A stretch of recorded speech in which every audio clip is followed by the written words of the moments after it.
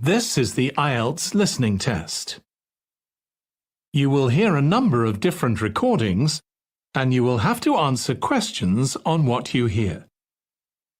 There will be time for you to read the instructions and questions, and you will have a chance to check your work.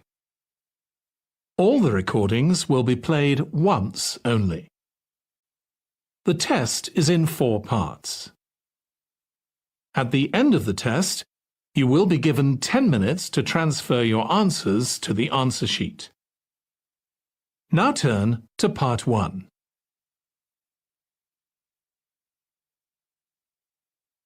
Part 1.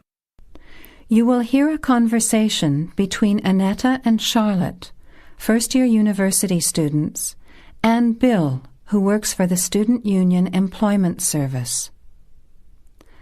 First, you have some time to look at questions 1 to 5.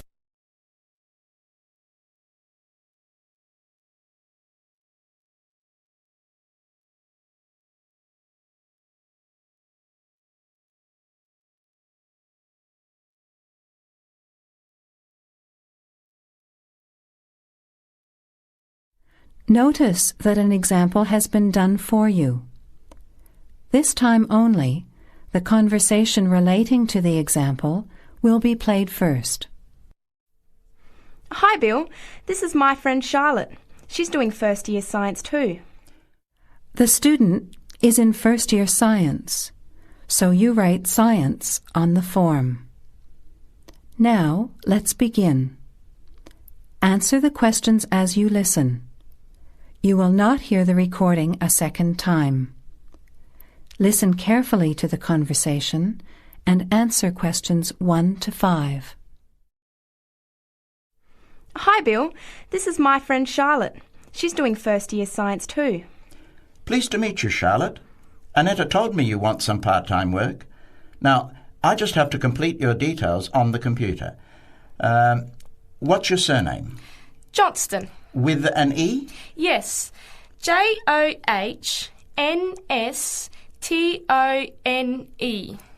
I know that you live in the Heathfield Street student residence, but I can't remember the street number there. It's 126. 126. Good. And the phone number? Well, actually, I never give people that number because sometimes nobody answers or they forget to pass on the messages.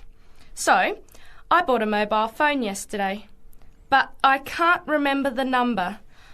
I think it's 0414 847 748. I'll just check. No, sorry, not 748. It's 749. 0414 847 749? Yes, that's right. I must try and remember it. And what sort of work are you looking for? Well, anything really, I suppose, though it depends when it is. I'd rather work during the day, if that's possible. How many hours a week were you thinking of? Oh, I'm not sure. Maybe about 10. But I need to keep at least 2 days a week free for study. Do you have any work experience? Not much, though I used to help in my uncle's shop when I was at school. OK, well, I'll put it in, but we don't usually get shop work. What about gardening? I'd rather not. Everything I touch dies. What other kinds of work are there? Well, there's a lot of demand for house cleaning, fast food preparation and kitchen work and pizza delivery if you've held a driving licence for 12 months. I'm not sure. Can I have a look at the vacancies while you talk to Annetta? You now have some time to look at questions 6 to 11. As you listen to the rest of the conversation, answer questions 6 to 11.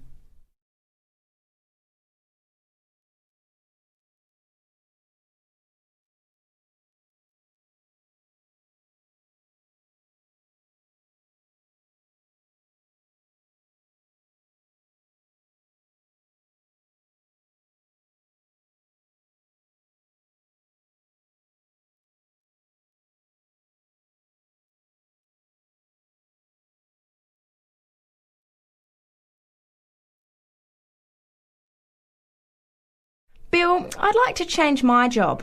You're at the Hamburger Express on the High Street, aren't you? What's the problem? Well, I never know what hours I'm going to work. I start at 7 p.m. and I'm supposed to finish at 11 p.m, but sometimes they keep me until 2 or 3 a.m. Yes, that is a bit late if you have to make a 9 a.m. lecture the next day. And the other thing is the pay. They're supposed to pay me on Thursdays, but they never pay me on the correct day, often not until Friday or Saturday. A few weeks ago, I had to wait until Sunday. They said their son was sick, so they couldn't get to the bank, but they're always making excuses. Yes, that doesn't sound too good. Would you be interested in pizza delivery? You need to have a driving licence. Yes, I've got a licence, but I think I'd like to change from working in the evening. Are there any day jobs available? Well, as I told Charlotte, there are several cleaning and gardening vacancies. And this childcare job that just came in this morning. Do you like children? Yes, I do, actually. What's the job? Let's have a look. Collect the boy aged 4 from kindergarten at 3 p.m. Pick up the other 2 girls who are aged 6 and 9 from the primary school at 3:15. You take them home and look after them. The parents will be home by 7. That sounds quite good. What about the pay? It's the same as you're earning now, 4 hours a day, Monday to Friday, so 20 hours a week. You need to contact Mrs. Alicia Thompson. Her phone number is 91045629 and she lives in Springfield. I've never been to Springfield. I hope I don't get lost. Don't worry. It sounds quite straightforward. Let's have a look at the street directory. The Thompsons live here in Tulip Street, number 252. So you catch the 631 bus, get off here next to the post office in Daisy Terrace. Walk past the post office to the corner, and on the opposite corner is the kindergarten. Then walk down Daffodil Place and cross over to the primary school. Then keep going down Daffodil Place to the corner and turn right into Tulip Street. You have half a minute to check your answers.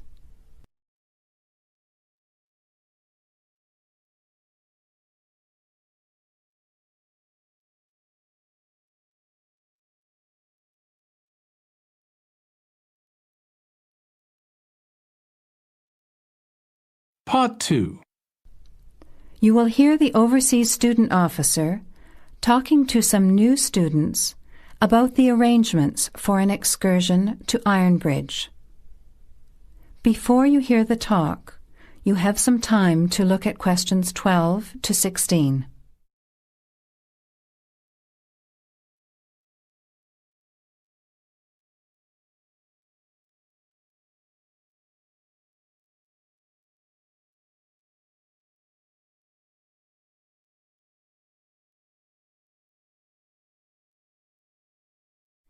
Now, listen carefully to the first part of the talk and answer questions 12 to 16.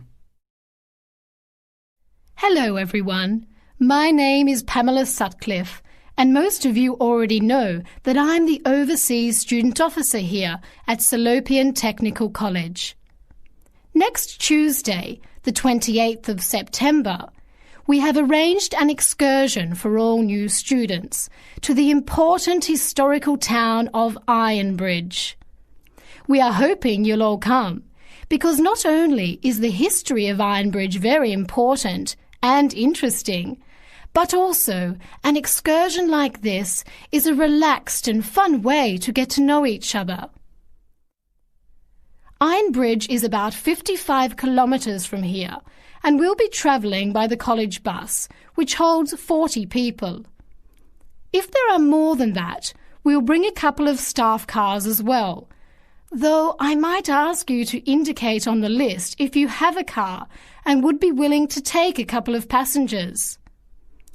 The list I'm referring to is up there on the student notice board, and if you would like to come on Tuesday, would you please add your name as soon as possible?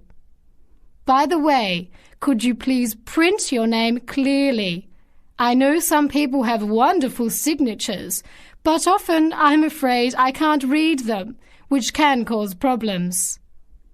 So if we need extra transport and you could bring your car, can you tick the car column next to your name? Could you also add your student number and your telephone number, just in case there are any last-minute changes and we have to contact you? The other information I need to give you is about lunch. There's a very nice little restaurant in Ironbridge which gives a 15% discount to the college when we bring groups. That means lunch is only about £4, and they do good vegetarian meals too, so it's usually no problem for those of you on special diets. But if you prefer to eat your own food, that's fine too, either on the bus or in the park. But I'd encourage you to try the restaurant. Now, talking of costs, I should tell you that the bus will only cost you £10, and if you bring your car, we'll pay for the petrol, so you get a free trip in return for driving there. Will you please sign up by Saturday at 6 p.m. at the latest? The list is closed after that. We will depart at 9:30 a.m. sharp on Tuesday morning, so please make sure that you arrive at least 15 minutes before so that you can find a seat and get settled on the bus. Before the talk continues, you have some time to look at questions 17 to 21.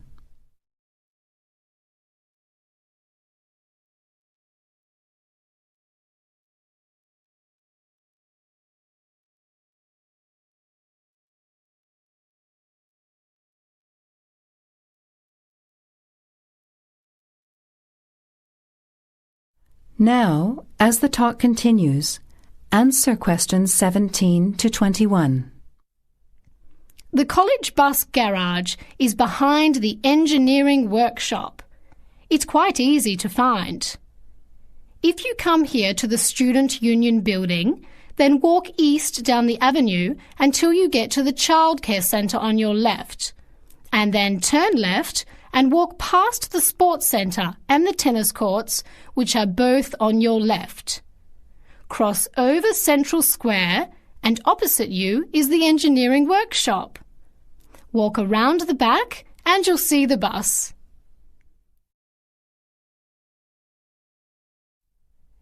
Please wear comfortable shoes, as we'll be walking around Ironbridge and be on our feet for most of the day.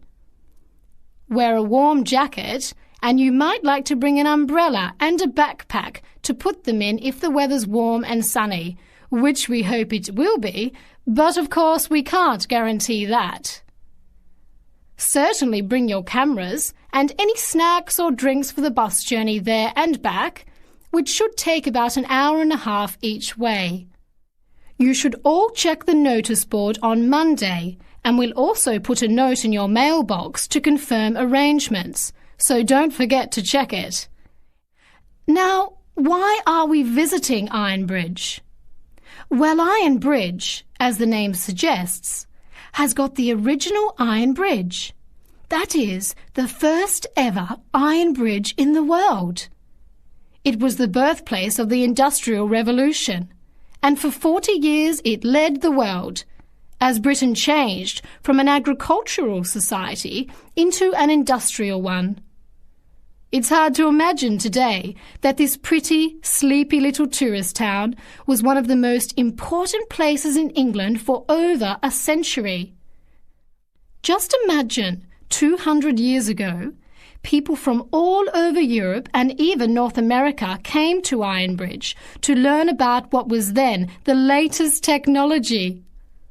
Today it is listed as a World Heritage Site by the United Nations, as they consider the unique collection of industrial monuments rank it alongside the Grand Canyon, the pyramids, and the Great Barrier Reef. One place that's fun to visit is Blist Hill, which is a reconstruction of a small Victorian industrial town where people are working and living as they did 100 years ago. I hope you'll enjoy the day. It's been a very popular excursion in previous years, so I'm looking forward to going again next Tuesday. Now don't forget to put your name on the list as soon as possible. You have half a minute to check your answers.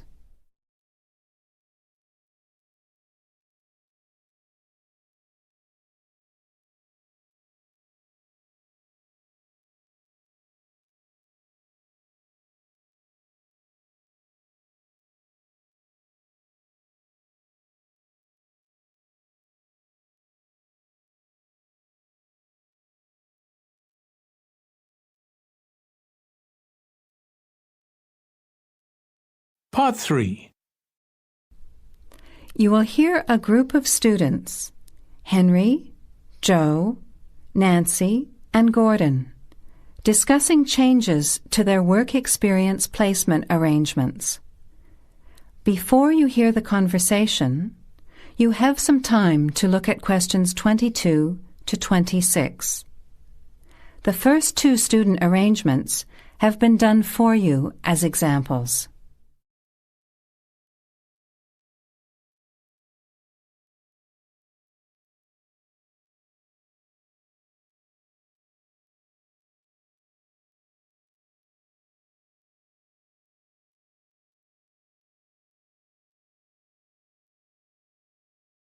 Look, there's the notice that Professor Jones told us he'd be putting up confirming the details of our work experience placements.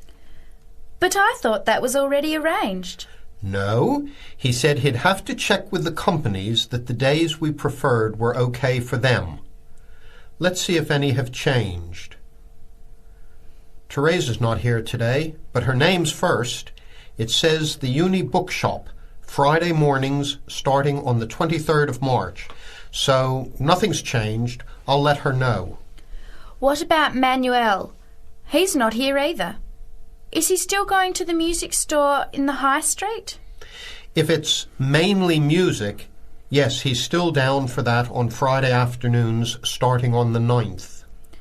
The day's different. It's changed from Tuesday mornings, but that's okay. I'll tell him. He'll really enjoy listening to music all day. Now, where's my name? Henry. Here it is. I'm going to the beauty shop, and I said I preferred Thursday afternoons. Oh, good, that seems okay. And my start date hasn't changed either. Joe, what day did you opt for? I'm going to Highway Hotels on Monday mornings. Yes, that's okay. And starting on Monday the 12th of March. Oh, has that been changed? Okay, I was scheduled to start the week before. I'll just make a note of that. What about me, Henry? Have I still got the Explore travel service on Wednesday mornings? Just a minute. Where's your name? Let's see. Nancy. Okay, here it is. Explore travel on Wednesdays, yes, but afternoons, and starting date is Wednesday the 14th of March. Has the date changed? No, not the date, just the time, which is fine. I'll get to sleep in. You lazy thing, Nancy. Chris's name is next on the list. Gorgeous Gowns Fashions. What a name. Yes, it sounds good, doesn't it? I'm hoping he'll bring me some free samples. So, has he still got Wednesday mornings? Yes, Wednesday mornings starting on the 14th of March. Okay, I'll tell him when I see him tonight that his arrangements haven't changed. Gordon, what about you? I chose that software company that makes computer games. I can't remember its name, but I asked for Tuesday afternoons. Oh, yes. Here it is. Games to go on Wednesday mornings. There's a note here saying they have their weekly staff meetings on Tuesday afternoons, so that wouldn't be much use to you. That's why they've changed it to Wednesdays, starting on the 21st of March, so you can see their working setup. OK, I'm glad they've changed it. I don't think I'd want to sit through a meeting every week. Before the conversation continues, you have some time to look at questions 27 to 30.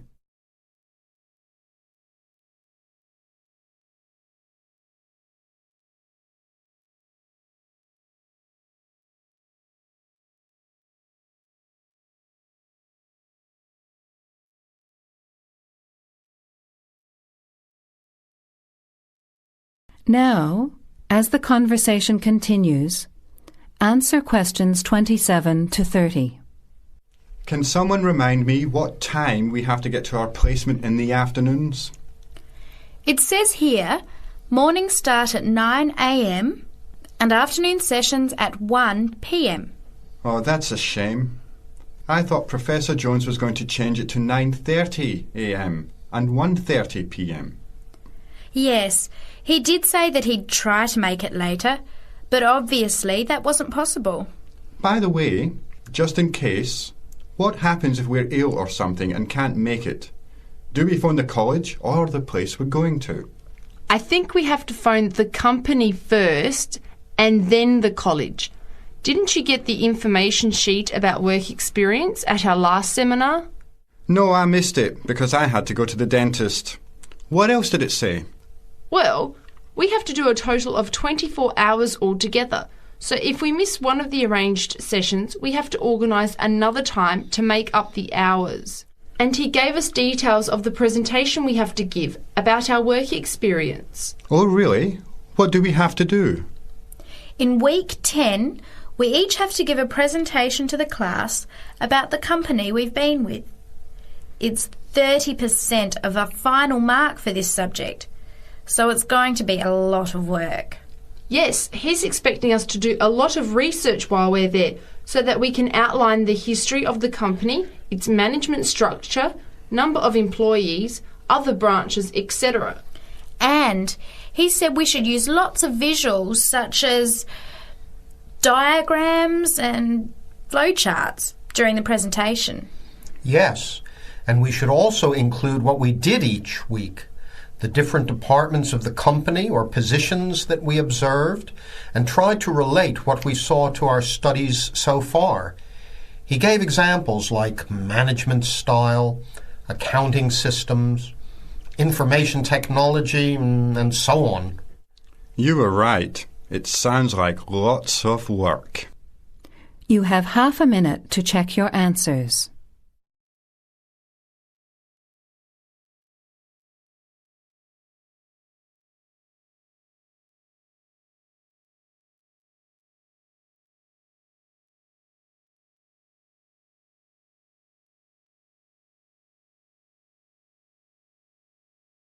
Part 4. You will hear a talk from a member of the Conservation Society talking about green cleaning. First, you have some time to look at questions 31 to 34.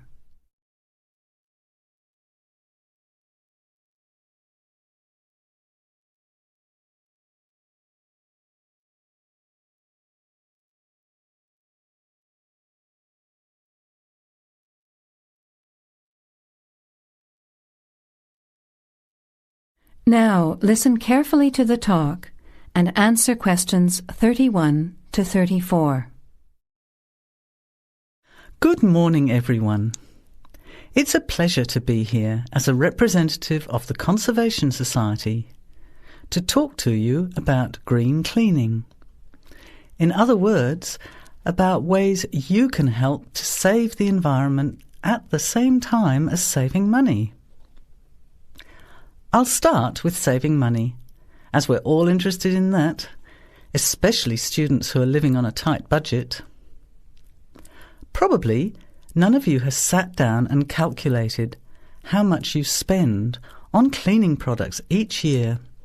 Everything from dishwashing detergent, window cleaners and so on, through to shampoos and conditioners for your hair, and then those disasters, products to get stains out of carpets or to rescue burnt saucepans. I can see some nods of agreement. Even if you don't spend a lot of time on housework, you'd end up spending quite a lot of money over a period of time, wouldn't you? We can save money on products and also use products which are cheap, biodegradable and harmless to the environment. These I will call green products. Unfortunately, most cleaning products on sale commercially are none of these, and many of our waterways and oceans are polluted with bleach, dioxins, phosphates and artificial colourings and perfumes. Also, think how many plastic bottles each household throws away over a year. They'll still be around in landfill when you are grandparents. So we often feel there's nothing we can do to make a difference, but we can. The actual recipes are on handouts you can take at the end of the talk. The sorts of ingredients I'm referring to are things like bicarbonate of soda, eucalyptus oil, ammonia, vinegar, lemons, pure soap. Lastly, many people find they are allergic to modern products. So for all you asthma sufferers, keep listening. Nothing in these recipes should cause you any problems. An end to itching and wheezing. Now you have some time to look at questions 35 to 40.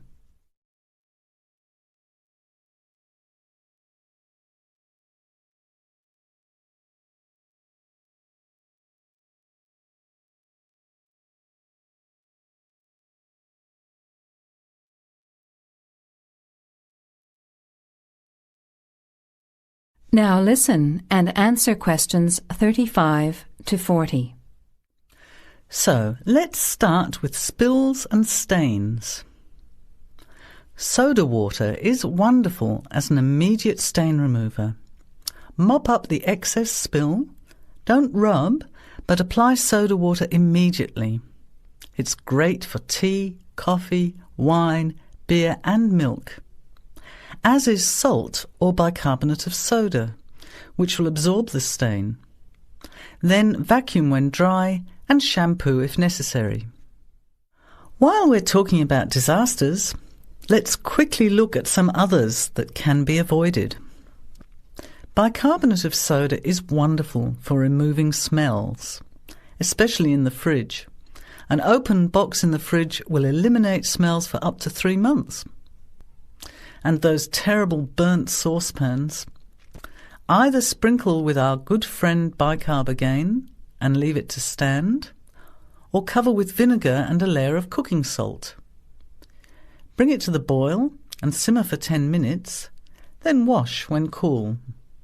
Much cheaper than a new saucepan. Then there are heat rings on wooden furniture.